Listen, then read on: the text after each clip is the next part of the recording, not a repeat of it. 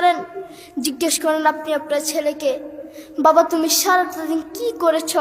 আল্লাহর কোরআন পড়েছ না গেমস খেলেছ?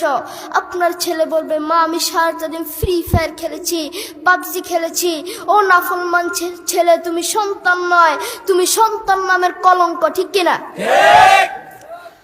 আমেরিকার কয়েকজন মুসলমান যুবক এক খ্রিস্টানকে গিয়ে বলছে গিভ মি 2 মিনিটস, স্যার আমাকে 2টা মিনিট সময় দেন। খ্রিস্টান বলছে no time, I am busy, আমার সময় নেই, আমি ব্যস্ত।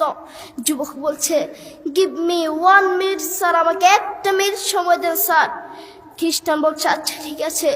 যুবক তার কানে হেডফোন লাগিয়ে কাবা শরীফের ইমামের তেলাওয়াত লাগিয়ে দিয়েছেন।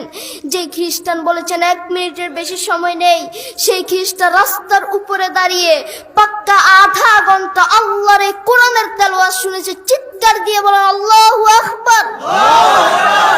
আল্লাহর এই কোরআন